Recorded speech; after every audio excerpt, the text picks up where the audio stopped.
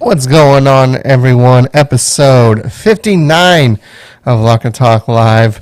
And man, only 2 weeks away from the state championships for UIL. Actually, TAPS is this week, so we do get some championship action this week. We will know by Monday, or technically by Saturday of this week, who's playing in the 1A UIL state finals, as they are in the state semis this week. 2A through 6A, they're in their regional finals. They'll play their state semis next week. But before we talk about all things Texas high school football, I gotta bring in my two buddies, my two pals, Scott and Shana. Scott, let's start with you, and as always, I'll give you the proverbial. Make sure you're off mute. How you doing, man? I just went off mute, so man, I'm doing great. Josh, happy Tuesday. Usually it's Monday, but hey, we're rocking and rolling here at VYPE, so doing pretty good, man. How's everybody else doing on this call? Shana, let's go to you. How are you? I'm doing great. We had a lot of crazy action over the weekend, and I'm looking forward to this week ahead. While everybody was busy arguing over SEC and Big 12 on the group chat, I was just happy that UNT beat an undefeated UTSA. Yeah, that was quite okay, they won, and of course, that tends to happen from time to time. I mean, it's college football where anything can happen, if you will. But that was a beatdown of epic proportions. I mean, Shayna, hey, you say it's happy that they won. That's great. Was that really a shocker as how they won that game? So I didn't get a chance to see exactly how they won. I was mostly shocked to see the score being so. I saw a tweet that best describes it. It said, you got to give it to UTSA. They predicted a blowout, but not like this. Well, I know a lot of meepers out there are probably definitely not happy about that. But Scott, I mean, Big 12 is blown up. I mean, Oklahoma loses, and then Lincoln Riley's gone, and kind of because of all that, not because Lincoln Riley's gone, but because Oklahoma loses. I mean, you're repping it right now. Baylor is in the Big 12 championship game. Bro, I don't care. We're in the Big 12 championship game. Hey, Baylor's in the Big 12 championship game. We were 2-0 against the SEC last year. Texas and Oklahoma can get out of the conference. So we got Cincinnati, U of H playing in their conference games. We got BYU, who went 6-0 against the Pac-12 this year, ranked number 12 currently. We'll see what the new standings come out and look like after today. So potential upgrade with UT and Oklahoma losing? Maybe. I'm not saying it, but maybe. I'm just food for thought. Big 12's a good spot. No, that's hilarious. Don't say you're getting upgrade with UT and Oklahoma leaving the Big 12. That's just a hilarious take right there. Come on, you can hate on them. That's fine, but come on now. Come on, Scott. Be a realist here. Bro, I'm just saying, in terms of football, you look at the rankings right now. Texas is not going to a bowl game. Oklahoma is in chaos right now. We'll see who they hire as their coach. But look, U of H is stable. You got Dana Holgerson right there. Cincinnati is potentially going to be in the college football playoff. And who are they playing this week is U of H. Then BYU, good program across the board too. So look, it's not the recognizable name brands necessarily that Texas and Oklahoma bring, but in terms of an overall athletic conference, potentially it could be better. Because also look, U of H was in the Final Four last year in basketball, men's basketball. So Big 12's in a good spot. But hey, you gotta look at OU might be in chaos, but look who came out of retirement for them. Bob Stoops himself. I don't know. He might be able to wrangle that chaos and get them back on track in time for playoffs. Yeah, but look, he ain't staying. He's not going to be the permanent head coach. He's there to weather the storm. That's all. Yeah. I don't know how to respond to you trying to say that getting U of H and Cincy is better for the Big 12 than keeping Texas and OU. If Big 12 had their if Big 12 had their pick, they would pick Texas and OU every time. Period. End of discussion. And you can't deny that, Scott. Look, U of A or Texas ain't Texas anymore. Yes, they still have the name brand, but they have the largest athletic budget in the country, and they can't make a stinking bowl game.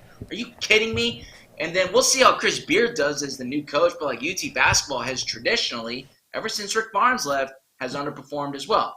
So, look, it's not the name brands like I said, but in terms of an athletic conference, it could be a potential upgrade, and also gets us back up to 12 teams. I mean, you keep on saying that, but who got the award for the best athletic conference last year?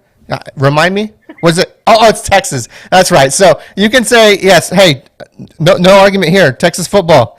They've had a rough 10 years, but I mean, again, if you gave the Big 12 the chance, they're taking Oklahoma and they're taking Texas every time, and to argue that, it's blasphemy. It's straight up blasphemy. Okay, wait.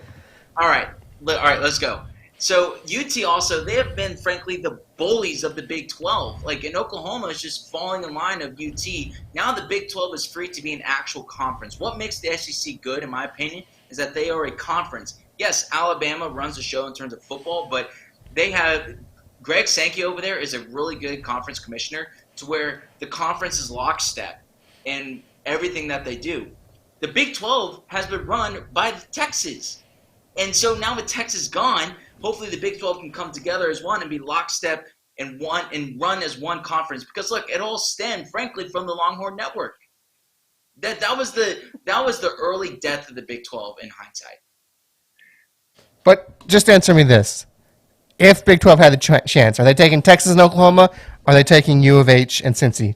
Which two are they taking? Texas is a bunch of jerks. Which ones are they taking?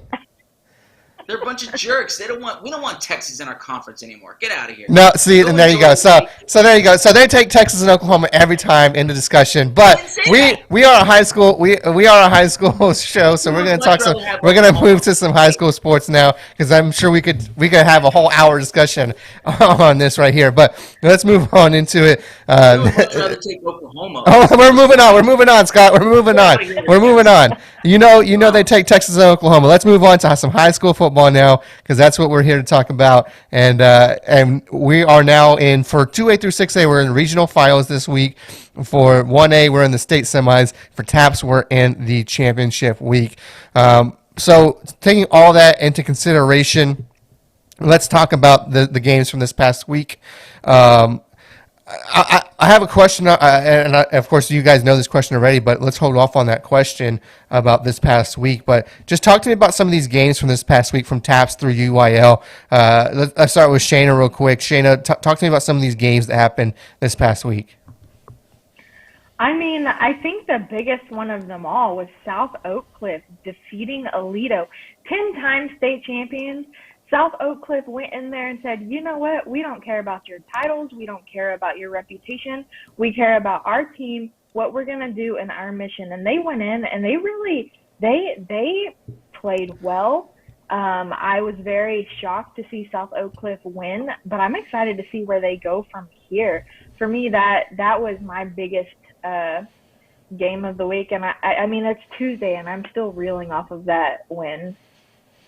Yeah, I mean, break down that win just a little bit more for us. Just what does that mean for, a Dallas ISD school to do something like that? It means absolutely everything. Dallas ISD, don't get me wrong, they have really great programs and they will continue to build and be really great. But then you have Aledo, you have Title Town football, who they win consistently, they're strong consistently. If you go up against Aledo, you probably have already put that L onto Max Preps. But South Oak Cliff, to come in and beat Aledo, it's huge. Not only did they beat Aledo, it was a close win against Aledo. So they fought to the finish. Any game from here is going to be, tough. They're still going to be playing tough teams, but it's going to be a little bit more of a cakewalk. Yeah, getting over that hump is definitely vital for them, and we'll see what they can do moving forward. It definitely puts interesting spin in that bracket right there. Scott, let's move over to you. What were some of the games that kind of stood out to you this past week? Yeah, I mean, no doubt. South Oak Cliff shocking Aledo. I don't think really anybody saw that coming. How many state champions went down this week? Is it 6? That is incredible, just across the board for the entire state of Texas. Also, the other one that stuck out to me, China Springs. China Springs taking down Carthage. In terms of, is it 4A? Are they D1 or D2? I forget. Anyway, Carthage. Look, I think you can run the tape back. I think when we were making our state championship preview in that division, I said, Carthage, move on. Like, Carthage going down was also very shocking. I believe Argyle lost too. So, like, in terms of 4A, we're going to have some brand new state champions. Same with 5A with Aledo going down, and then Fort Bend Marshall getting knocked down in the first round too. So there's going to be some new state champions this year, which I'm really excited to see who gets that crown. Yeah, and that kind of brings me to that question I was kind of alluding to earlier. Do you think this might have been the craziest week in playoff, maybe at least recent history? I mean, you look at it, like you said, there's six state champions from last year went down. Seven total, I think, as of now. Well, in UIL, there's a little more when you go to the taps. But this weekend alone, you had Sterling City from 1A go down. I'm sorry. You had Canadian go down. You had Jim Ned going down. Carthage going down. Argyle going down. Aledo going down. I mean, just an overall utter dominance.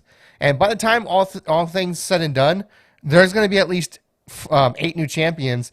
8 new champions, because I mean, in 6A D1, you're going to have a new champion regardless, because Katy and Westlake are both in D2 this year, so you're going to have a brand new champion there. So I mean, this is setting up to be exciting, where it's not really, for the most part, it's not really just same old, same old. We're getting lots of new teams coming in.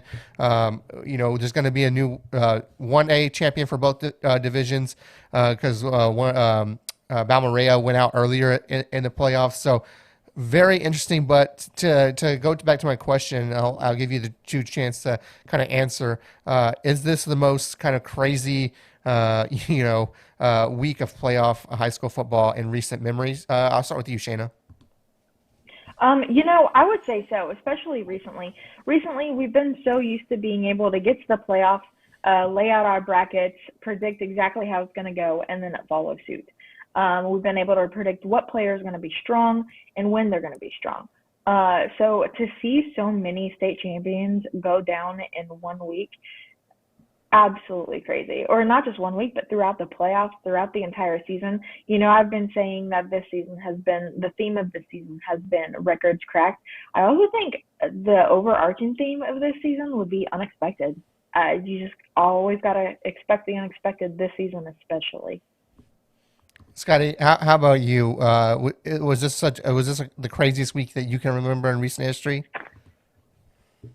Not that I can remember, because usually, like, it's now this round in the playoffs with UIL where you get some more unpredictability, where especially in the state semis where you have the championship regions. Like, I'm thinking last year, Westlake versus North Shore, like, that was a really good game. Like, and I think going back to the earlier part of this season when for example, you had DeSoto play Lake Travis, I believe that's who it was, or whatnot. It's more like the cross-town matchups, cross-city matchups that are more unpredictable. But we're seeing this now in the regionals, not only in the regional finals, but in the regional quarterfinals, the regional semifinals. We had some great upsets in the first round of the playoffs, thinking about Barbers Hill taking down Fort Bend Marshall, even Tomball taking down Cy Park, who now Tomball is going to be playing in their regional final against Bridgeland. Who would have saw that coming? People predicted Bridgeland to get there, but not Tomball. So I think Shannon nailed it there. Total unpredictability, total chaos. Give me all of it because I love it. Yeah, it's definitely craziness, and I'm here for it again.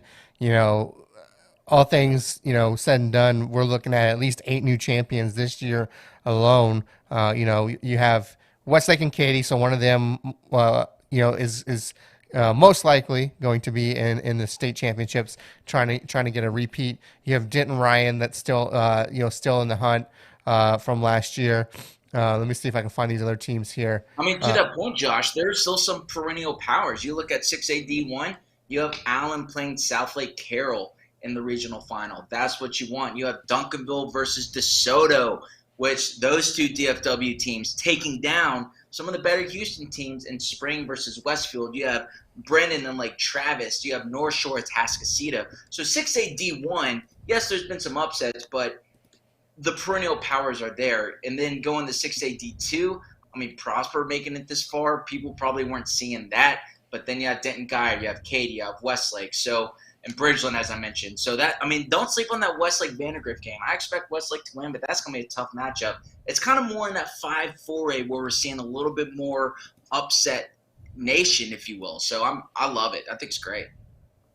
But the point is that the perennial powers are still there, at least in the 6A level that I'm seeing. Yeah, and looking at it, I mean, you have Shiner, you have Windhorst, you have Denton Ryan, and you have Westlake/Katy as basically the teams left to try and repeat.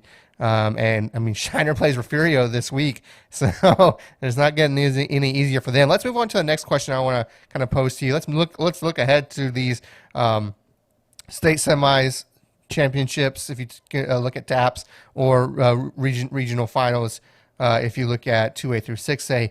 To you guys, what's the most intriguing matchup this week? And Shana, let's start with you. You know, I think to me the most intriguing are going to be the rematches, especially Denton Guyer versus Prosper. We saw Prosper go down 35-7 earlier this season, but since then we've seen them come strong against, you know, I mean, Allen, come on. I think that's definitely powered them through the playoffs. They're going to come in angry, especially against Denton Guyer, only allowing them one touchdown the last meeting. But then also Duncanville versus DeSoto. That's another rematch. Duncanville won last time, 42-21. These are big gap wins. You're going to have the underdogs come in angry, ready to play. They've had all season to watch even more film than before. These are the two most intriguing to me, at least in my area. Shana, are a lot of people sleeping on Duncanville? I mean, they had that what a lot of people would call an embarrassing loss in week one against, you know, top number one team in the nation, Mater D, and everyone kind of fell asleep on them. And now, you know, here they are, just kind of dominating their way through the playoffs. Have people been sleeping on Duncanville, Shana? You know, I think it's not quite that people have been sleeping on Duncanville. It's more so that people have been watching the craziness unfold everywhere else. We have McKinney Boyd that did really well. We have Prosper that's doing well. I think it's just that the spotlight has been on other areas. And we've seen Duncanville doing good. We know that Duncanville is good, but they've been paying less attention.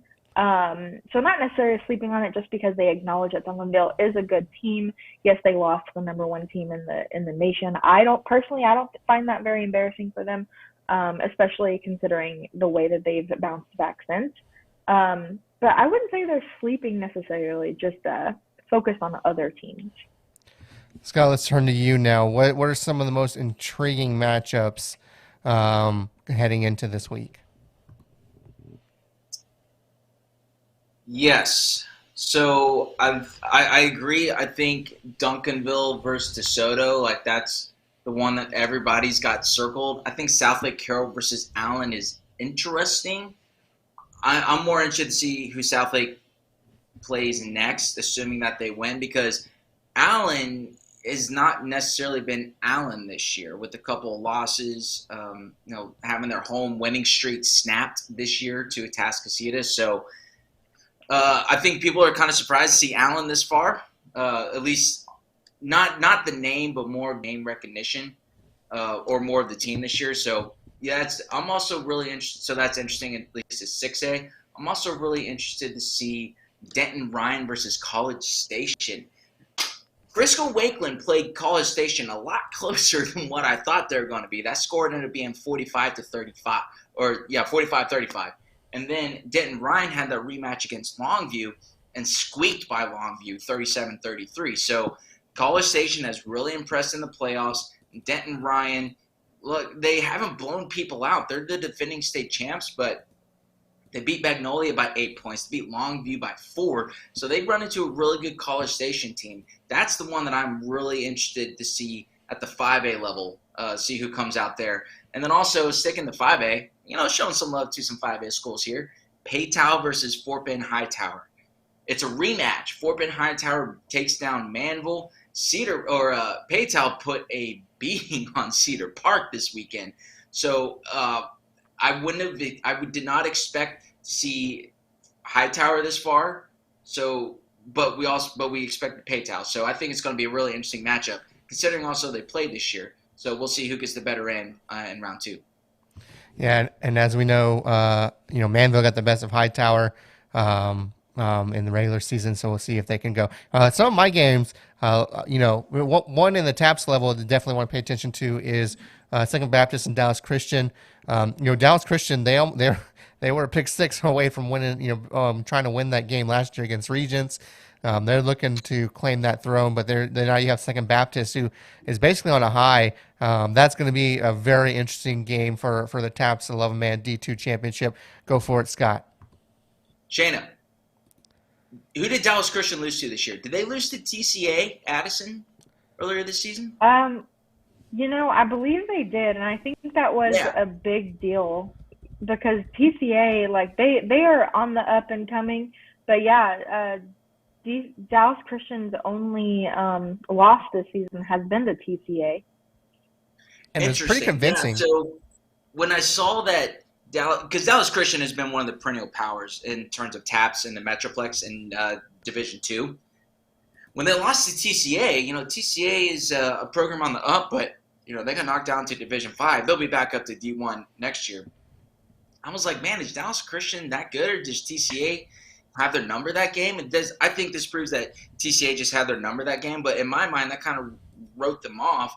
And then now we're seeing in the state championship game. On the flip side, Josh, I didn't realize this. So Second Baptist, they won their district 8 or 9 years in a row, like long time. Year in and year out, they're one of the better private schools here in Houston. The problem is they've been knocked out by Regents, it seems like, every year in the playoffs. This is their first state championship since 1999 for a football program that is as proud as Second Baptist. It's kind of shocking, honestly, that it's taken them almost, 20 years to return back to the state championship. Oh, and who did they play in 1999? Dallas Christian. So it's really interesting to kind of see it full circle. The Second Baptist Eagles are super pumped to be there. But on the flip side, as I mentioned, Dallas Christian, or as you mentioned, Josh, they lost on a pick 6 last year. They want that state championship so bad. And then Second Baptist, it's great that they squeaked by because Fort Bend Christian missed the PAT. So I don't know. It's going to be a great game in Waco Saturday night. Everybody tune in. It's going to be great. Yeah, 100%. So, another game, I think we got tons when you look at it. Bridgeland versus Tomball is an intriguing matchup just to see if Tomball can kind of continue this magical run. Their offense is on fire. Who is Connor Wegman? Is he going to play? He got knocked out early. Bridgeland was still able to win against Cedar Hill, so that's going to be key in that matchup. You already mentioned some of them, Allen and South Lake Carroll, Britton and Lake Travis. That one should be a really good one in 6A D1. Liberty Hill and Alamo Heights. That's another good one. Go for it, Scott. I don't think we can understate how impressive of a run that Tomball is on right now. Kel Helms, the QB over there, is a beast. I assume he's probably going to get a few more offers. He's currently committed to the military academy and Army. But, man, Tomball had to win their last game to get into the playoffs. They finished 4th in their district, in that Klein district. Man, this is quite the run for Tomball. I don't think we can overstate how impressive of a run this is. 100%. Very good. And they might be able to go further. So it's going to be interesting to see what happens. Continue on looking at some of these. I'm just running through my brackets here. Melissa and Stephenville and 4A D1. That's going to be a really good one. And then moving through some of these other ones. Brock is looking dangerous. They just absolutely destroyed Jim Ned. Destroyed Jim Ned. So that will be a good one there. And then let me continue on. See what else is there. Yeah, and Shana Refugio, 2A D1. That's got to be probably one of the biggest ones in the state of Texas. You got basically number one versus number two. You got the defending state champion Shiner. You got Refugio, who they had to beat last year to get there. So lots of good matchups going on right now. So moving on, one team you aren't worried about. What's when you look at these brackets? What's one team that you're like they're going to be in the state semis next week? Shana, let's start with you. I'm going to go ahead and show a little bit of love to 1A and 3A. The two teams I'm absolutely not really worried about is Brock and Strawn. They've been strong. They have strong histories, and I see them going through and completing that. I want to say there are more teams that I'm not really worried about, like Denton Ryan, but they're facing an extremely tough College Station, and like we said earlier, their games this season have been too close for comfort. Yes, they're the state champs, but we've already seen state champ after state champ go down. Then you have South Oak Cliff, who I don't want to be worried about because of that impressive win last week, but they're facing Lovejoy. And then again, my third one that I don't want to be worried about, but I'm a little worried about, is Melissa. Stephenville's been strong, but I don't know. I kind of jumped on a little bit of a Melissa bandwagon when they defeated Argyle. That was impressive to shut out Argyle. I don't want to be worried about them. So those are mine. Scotty, how about you? What's one a team or two that you aren't worried about this week? Team that I'm not worried about is the Katy Tigers. Katie's gonna Katy. They've been pretty much rolling everybody. They took down a really good CE King team, 41-24. They faced Summer Creek. Summer Creek is in that district with Atascocita. Hey, by the way, Josh Cook did a really good article on this about Atascocita, and it's like Atascocita, Summer Creek, CE King, North Shore. They're all in the same district, and how far they were like the only district where all four teams that made the playoff out of that district made it to the regional semis, or regional quarterfinals. Really impressive district. So not Summer Creek going D2 helped their case going against Katy, but Katy's going to Katy. Summer Creek is. I think they've exceeded expectations for this year, not within their program, but on the outside of us, like us looking in. So I'm not worried about them, and I'm not worried about Westlake. I really want to see a Katy versus Westlake matchup. I think Vandergrift is going to test Westlake, but at the end of the day, Westlake is also going to Westlake. So I think that's going to set up a really good state semifinal match in D2 between Westlake and Katy.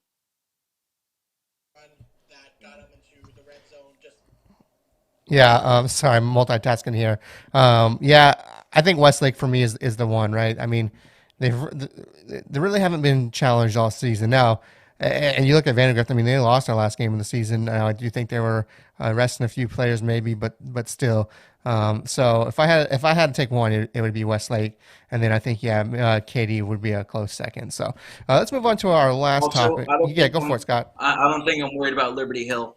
I don't think I'm worried about Liberty Hill taking down Alamo Heights. I don't know why. I don't really have a rhyme or reason for it. I just got a gut feeling that Liberty Hill, their style of offense, just really catches people off guard who are not used to it. So Liberty Hill is my other team. Yeah. And then I do go for it. Sorry. Go for it. No, I do want to say, because we've been mostly talking UIL, I want to throw in, I'm not worried about Parish Episcopal. They're going for that third state title in a row, and it is a rematch. It is a rematch against Midland Christian, of which they won earlier this season. I had a lot of heat at the beginning of the season for not giving Bishop Lynch maybe as much credit as they deserved on our top 10. But they defeated Bishop Lynch extremely convincingly twice to make it to the state championships. It's going to be a huge game. Not worried about them. I expect to see them with their third straight state title. It was a fairly close game. It wasn't a super blow. It was a 14-point victory. So we'll see what happens there. In this case, I think anything can happen. But I think if there's anyone in the TAPS that you're kind of picking for championships, I think Parish is probably one of the safest bets you can have. Although, Shiner, St. Paul also going for, a repeat. So we'll see what happens in there in TAPS. And final question for you guys. You've got one free ticket to get into any of these games this week. Just one. Can't have, this one or this one. Just one. Which one is it and why? Scott, let's start with you. I want DeSoto and Duncanville. Region 2 in D1 has been a bloodbath, and those two teams are left, so I want to see who comes out of the region of death, 6A D1 Region 2. So sign me up for Duncanville versus DeSoto. Shana, how about you? I have to go Duncanville DeSoto as well. My reason, though, is you have Malachi Medlock going up against Mike Murphy. It's going to be extremely competitive on the offensive side of the ball, extremely strong game. The defenses, don't get me wrong, both are great.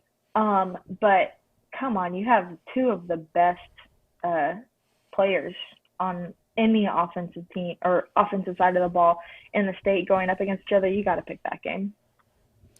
For me, it's fairly easy. This is going to be, I mentioned it earlier in the show, and this is 100% true. This is going to be the best game in UYO this week, and that's Shiner and Refugio. I mean, I do believe they are 1 and 2 in in the state as far as 2AD1 is concerned. I mean, these two are just top class programs. I mean, Shiner coming off championship last year, looking to go back to back. They've looked like they can do it, and now they have to run into Refugio, right? It's kind of them two almost every year. Refugio's looking for that revenge from last year. So 100%, it's got to be Shiner and Refugio for me. Got out. If I could get into that game, that's the one I would go to. Let's move on now. Unless anybody have any other things you want to talk about UYL or TAPS football wise before we move on to our favorite segment of the show. Scott, do you have anything you got to add? Hey, you know who has also really kind of surprised me this year of making it to their regional final? 5A D2 is Crosby. Crosby beat A&M Consolidated in a shootout, 53-50.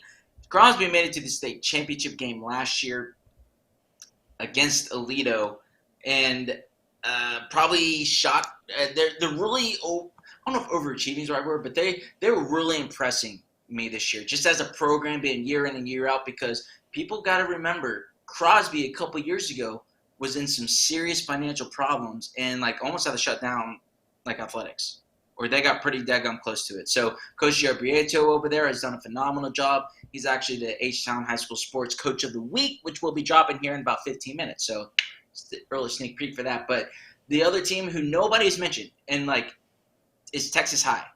Texas High from Texarkana, undefeated season so far, going up against Crosby. So I have no idea who's going to come out on top on that, but I want to give a big shout out to the Crosby Cougars. Shana, how about you? Anything else you want to add?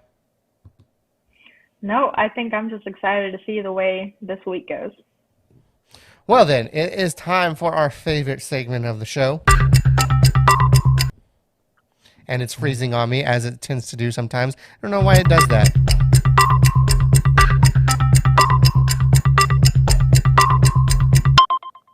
That's right. It's Who's That Mascot? That's where I join up with Scotty here and we play a little game, and that's can Scott name the mascot of the school that I give him? You've done fairly well the last few weeks that we've done this, I feel like. Of course, you have Shana helping you out. And I think you'll get some of these. I will say, all these teams this week are still in. Let me verify with one of them.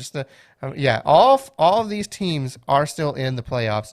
So there's no kind of I don't know. This team is kind of so obscure. All these teams are in the playoffs. They are all UYL schools. Scotty, are you ready?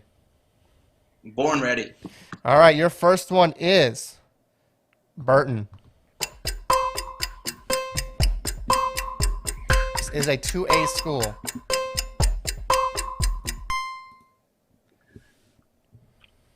Can I phone a friend? I mean, you always have Shana. I always refer to Shana before we lock in the answer. No, I'll say the Burton Bears. Burton Bears. Shana, do you want to change that answer? Yeah, let's go ahead and say the Panthers. Burton Panthers. Scotty, do you like that choice? I love it. All right, Burton Panthers is correct. It is the Burton Panthers. They will be playing Fall City. Bonus points if you can get Fall City's mascot, Scott. One of the most unique mascots in the state of Texas. Shana, go ahead and give it to him. I know you know this one. With Fall Cities, Yeah. aren't they the Beavers? That's correct. Burton Panthers versus Fall City Beavers this coming week. All right, you ready for your next one? Scott. Yeah. 1A school time. 1A school. May. Where is May, Texas? Does anybody know where May, Texas is? Sounds made up. That's a day of the. That's a month in the calendar. That's not a city. Well, it is. And do you have a guess, Scott? The May Mustangs. May Mustangs. Shana, should he change his answer? Okay, so full disclosure, I only know this because I was looking at the state or the schedules earlier, and I believe it's the Tigers. All right, Scotty, does that sound good to you? That sounds great to me. All right, May Tigers is correct. 2 for 2, thanks to Shana. And now we are ready for our last one. Another small school coming up. Are you ready? Small, dude, you're killing me with these small schools. Hey, All these right, are all let's do it. small school powers, though. All right, this one is definitely a power, and I just got through talking about them. Are you ready for this one? It is Yeah. Refugio. Shana, you cannot help him with this one because if he doesn't know this one, that's on him. Think of all those diamonds in their rings. All right. Bobcats. I don't know. Refugio Bobcats. All right, final answer? Final answer. You're right. It is the Bobcats. Refugio Bobcats. Booyah! Let's go. Three for 3. You got the one that counts. There you go. Everyone, Scott, is 3 for 3. And that Booyah. is our Who's That Mascot. Well, before we go, we like to end the show on a positive note. And we do that by doing another segment we like to call One Good Thing. One Good Thing is a segment where we, myself, Shana, and Scott, or whoever's on the show, tell you one good thing, whether it's personal, sports related, whatever have you. Scotty, I'll start off with you. What's one good thing for you this week? Right here. How did I know? Right How here. did I know? I knew it was going to be that. There you go. That's definitely one good The thing. Bears playing in the Big 12 championship. It looks like we're going to keep Coach Dave Aranda. Very excited about that. That is my one good thing. Baylor Bears. Shana, how about you? One good thing. Well, I was wearing the shirt yesterday, so I can't do that. But North Texas, we're going bowling with that win over UTSA. I'm really excited about it. We haven't been to a good bowl game in a while. So I'm excited. I think my one good thing is just being able to spend time with family this past week. There were some minor hiccups, as you guys know. I lost some files from work. Just they got corrupted because I had to work from a different computer. So that part was not fun. But getting to see my family, my nephews, my nieces, all that stuff, you can't beat that. So that's definitely my one good thing. Before we get out of here today, this is kind of a bonus segment. We're returning to the college football ranks, and I want to get your guys' opinion on this. Let's say everything kind of happens how people might expect, right? I know this would break your heart, Scott, but just play with me here for a second, okay? This is completely hypothetical. Still go Baylor if you want, okay? But let's say Georgia wins. Let's say Oklahoma State wins. And let's say Cincinnati wins. Do they all get into the college football championship? And then who is the fourth team? And Michigan wins. I'm sorry. And Michigan wins. Let's not forget Michigan. All 4 of those teams win. Do they get all 4 of them get into the college football playoff? Scott, let's start with you. If they win, of course. You're saying in Cincinnati wins too? Yes. Cincinnati wins. They deserve to be in. I mean, it's pretty cut and dry. I know they're a group of 5 team versus Power 5 team, but they've gone undefeated. They took down Notre Dame earlier this year, so undefeated team needs to be in that playoff. And it would be historic having a group of 5 into the playoff. Georgia, obviously. Michigan, yes, if they win, they need to be in. It's that 4th spot. I don't know. Shouldn't Oklahoma get in, though, if they win? They'd just be a top 10 team. They would beat another top 10 team for the second time if they beat Baylor. Is that enough to get them in? Yeah, it's either going to be Notre Dame or Oklahoma State if they win. I mean, I don't know. Especially here's the thing: Brian Kelly leaving Notre Dame does not do them any favors in the eyes of the playoff committee, because when the captain of your ship leaves and you're on the cusp, you're right on that cut line. It's probably going to tip you away and not get you in. So if you're right on the edge, which they probably will be. So if it's Oklahoma State or Notre Dame on the committee, I put in Oklahoma State because they've beaten. They only have one loss and they're a conference champion. That's the difference. But of course, as we know, you don't think that's going to happen. But let's go to Shana. Shana, if those 4 teams win, do they get in? You would hope they do, especially with Cincinnati being undefeated. But the committee has a way of really shocking people and making people sad. So maybe not. Alabama's going to lose to Georgia, and they're going to say, you know what, that's a quality loss by Alabama. Let's put them in, right? No, I think if all 4 win, they should get in. But hey, you know what? This week is going to be crazy. I mean, you got TAPS championships, you got 1A semifinals, and you got 2A through 6A regional finals. And then on Saturday, you got the championships on the line. So much on the line for those teams playing championships. It's going to be crazy. Get yourself in front of some TV and watch football, folks. That's going to do it. Well, before we get out of here, I was going to say that's going to do it. But Scotty, if people want to check us out, where should they go?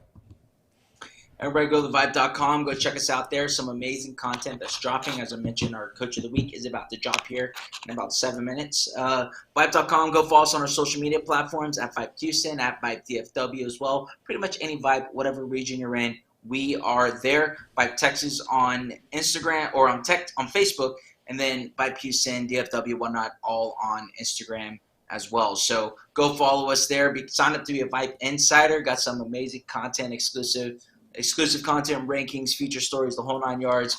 So go sign up to be a VYPE Insider today. $24 for the year or $2.99 a month, whatever you want to do. So I bought pizza this week and that was $24. If I hadn't bought that pizza, I could sign up to be a VYPE Insider. It's pretty easy. Shana, how about you? Same thing. Just follow along on Twitter, VYPE DFW, Instagram, VYPE_DFW. I have a lot of basketball highlights coming out from the Thanksgiving Hoop Fest. And these are really great clips that you're not going to want to miss. So be sure that you're checking in and seeing what's happening in the DFW area. And that is our show for today, folks. We'll be back Thursday. I'm gonna put a foot down and say we'll be back Thursday to talk to preview some of those games and talk about who we think is going to win them. Until then, I've been Wag, that's been Scott and Shana. We'll see you at the games.